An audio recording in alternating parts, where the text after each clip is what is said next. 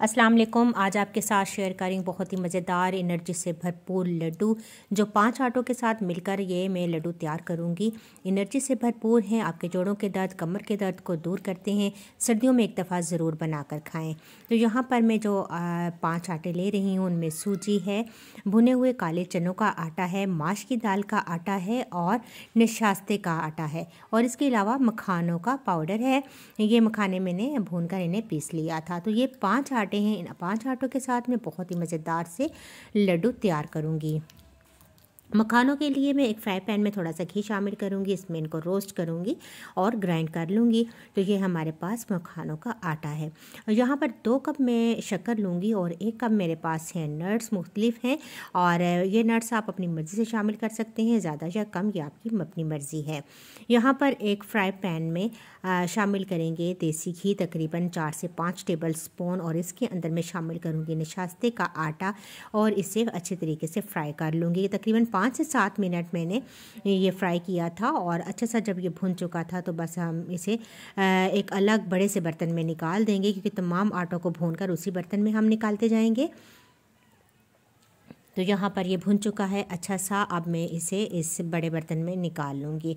दोबारा से उसी फ्राई पैन में मैं डालूँगी माश की दाल का आटा, घी शामिल करूँगी और इसे भी अच्छे सा भून लूँगी।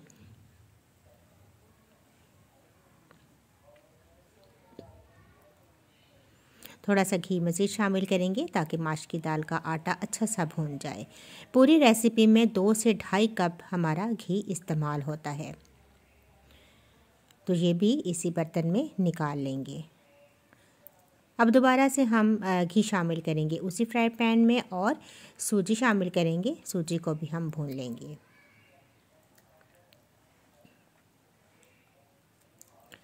तो यहाँ पर अच्छी सी सूजी भी हमारी भुन चुकी है, बस इसे भी हम उसी बर्तन में निकाल देंगे।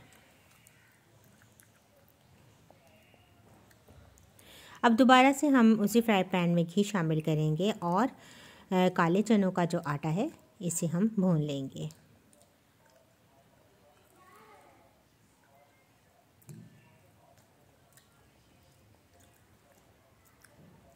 अच्छा सा ये जब ये भी भुन जाएगा तो बस इसे भी उसी बर्तन में निकाल लेंगे।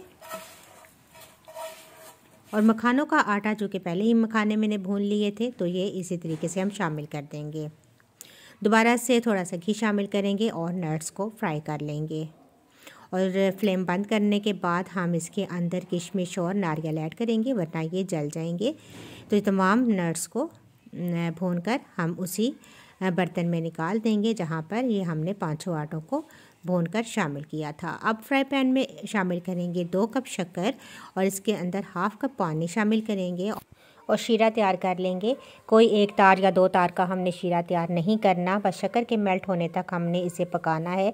जैसे ही शक्कर मेल्ट हो जाएगी तो बस ये शीरा तैयार है और हम फ्लेम बंद कर देंगे और इस शीरे को हम शामिल कर देंगे इन तमाम 5 आटों के अंदर जो हमने भूनकर एक अलग बर्तन में शामिल किए थे। तो ये तमाम शीरा इसके अंदर शामिल कर देंगे, स्पून की मदद से मिक्स करेंगे।